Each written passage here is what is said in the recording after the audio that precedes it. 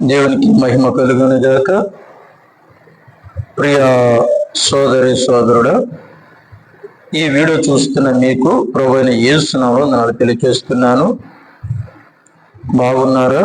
ఆరోగ్యంగా, సమాధానముతో, నెమ్మది కలిగి ఉన్నారా? దేవుడు మీకు సమాధానమును, నెమ్మదిని, ఆరోగ్యమును ప్రసాదించునుగాక. ఆమేన్.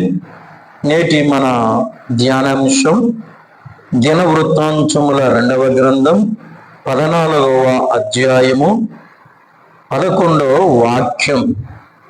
ఆస తన దేవుడైన యెహోవాకు మొర్రపెట్టి, యెహోవా విస్తారమైన సైన్యము చేతిలో ఓడిపోకుండా బలము లేని వారికి సహాయము చేయుటకు నీకన్నా ఎవరునూ లేరు. మా దేవా యెహోవా మాకు సహాయము చేయము, నిన్నే నమ్ముకొని ఉన్నాము.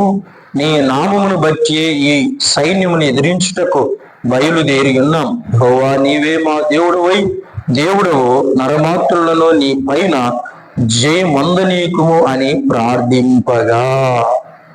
ఇక్కడ మనం గమనించినట్లయితే ఆస రాజుగా ఉన్నాడు. రాజుగా ఉన్న సమయములో ఆస దినములలో 10 సంవత్సరాలు ఆ దేశము నెమ్మదిగా ఉంది. యుద్ధాలు లేవు, ఏ సమస్యలు లేవు, వారు సంతోషంగా ఉన్నారు.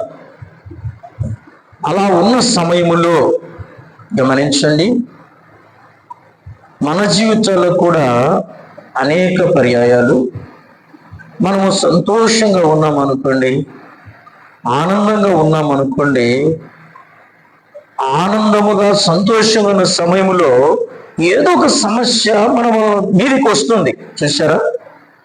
అంటూ ఉంటారు, పిలుచుర్రా బాగా ఆనందంగా ఉన్నారు, ఉన్నటువంటి సమస్య ఇచ్చిబడింది వారి మీద అని.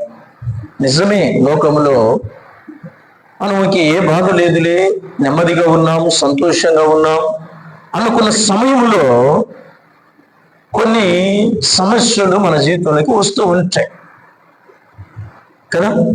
ఇప్పుడు ఏమైపోతుంది? నెమ్మది లేకుండా పోతుంది. ఇంతవరకు సంతోషంగా ఉన్నాం, సమాధానంగా ఉన్నాం, ఇప్పుడు నెమ్మది లేకుండా పోతుంది. అలాగే ఆస దినములలో కూడా ఏం జరిగినట్ట? 10 సంవత్సరాలు నెమ్మదిగా ఉన్నాడు. ఆ ఉన్న సమయంలో దేవుని ఆశ్రయించాడు, దేవుని పాదాల దగ్గర ఉన్నాడు, దేవుని సన్నిధిలో ఆయన ఉన్నాడు, దేవుని ఆజ్ఞ అనుసారంగా జీవిస్తూ ఉన్నాడు. అందుకే ఆయనకు యుద్ధాలు లేకుండా చేశాడు దేవుడు. అలా 10 సంవత్సరాలు జరిగిన మీదట కూషీయుడైనటువంటి జరాహు వారి మీదకి దండెత్తి 1000 సైన్యములతో ఆయన వచ్చాడు. 300 రథాలు. గమనించండి, 10 లక్షల మంది ఆయన మీదకి యుద్ధానికి వచ్చాడు. ఆసా మీదకి. ఆసాకు సైన్యము 2,80,000 మంది మాత్రమే ఉన్నారు. ఇప్పుడు ఆ సైన్యమును ఎదురించే శక్తిని కడలేదు. నీ జీవితంలో కూడా నీకు వచ్చినటువంటి శ్రమలు, నీకు వచ్చిన బాధలు, నీకు వచ్చిన శోధనలు, నీకు వచ్చినటువంటి ఇబ్బందులు, వాటిని ఎదుర్కొనే శక్తి నీకు ఆడలేదు. నువ్వు కృంగిపోతూ ఉన్నావు, బాధపడుతూ ఉన్నావు. అయితే ఈ వాక్య భాగమును బట్టి నువ్వు ధైర్యం తెచ్చుకోవాలి. నువ్వు కృంగిపోకూడదు. వాక్యం సెలవిస్తుంది, శ్రమ దినమున నువ్వు కృంగిన ఎడల చేతగాని వాడవద్దు అని సామెతల గ్రంథంలో వ్రాయబడి ఉంటుంది. గమనించండి, ఆస కృంగిపోలేదు, కానీ యెహోవా సన్నిధికి వెళ్ళాడు. ప్రభు పాద సన్నిధిలో వ్యక్తులు కూర్చున్నాడు. ప్రభువుకు మొరపెడుతూ ఉన్నాడు, ప్రభువా యెహోవా, విస్తారమైన సైన్యము చేతిలో మేము ఓడిపోకూడదు. వాళ్ళ సైన్యము విస్తారముగా ఉంది, మా సైన్యము కొద్దిగా ఉంది. గమనించండి సోదరి సోదరుడా, నీ శత్రువు బలవంతుడు కావచ్చు, నీకున్న సమస్యలు బలమైనవి కావచ్చు, నీకున్న శ్రమలు బలమైనవి కావచ్చు, నీకున్న శోధనలు బలమైనవి కావచ్చు. అయితే నువ్వు భయపడవద్దు, నువ్వు దిగులు పడవద్దు.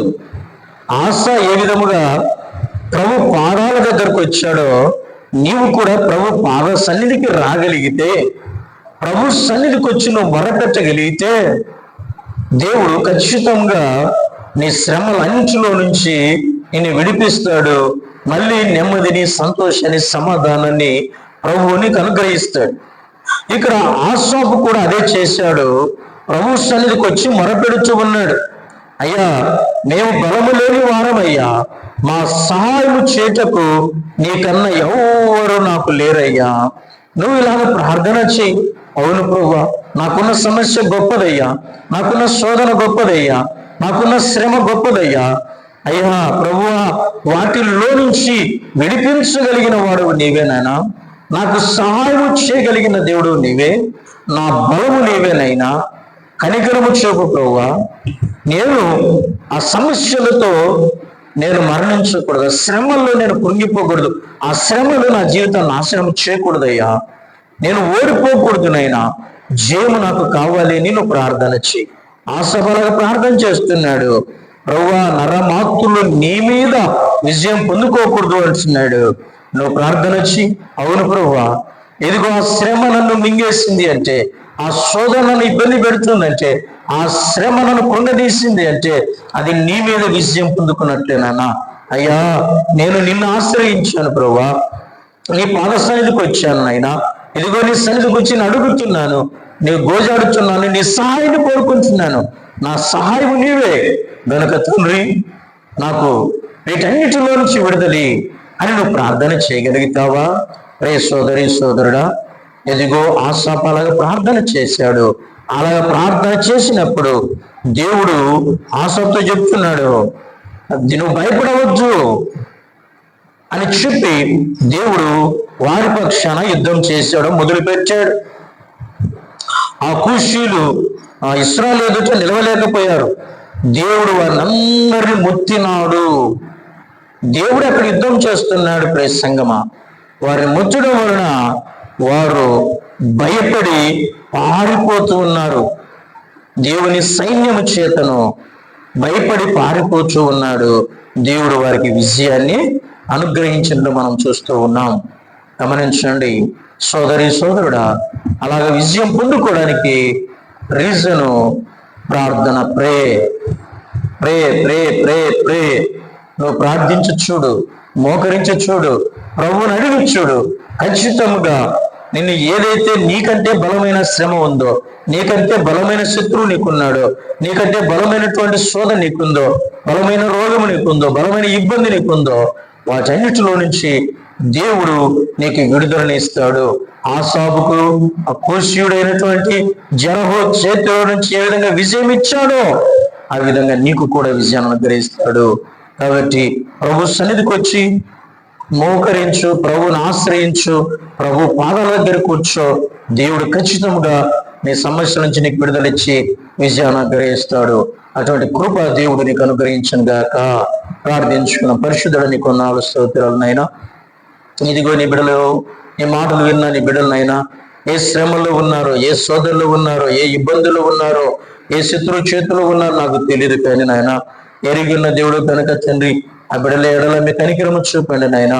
ఆసాపుకు విజయాన్ని ఇచ్చినట్లు నీ బిడ్డకు మీరు విజయాన్ని ఇచ్చి మీరు బ్లెస్ చేయమని యేసు నామములో ప్రార్థిస్తున్నాను తండ్రి. ఆమేన్. God bless you.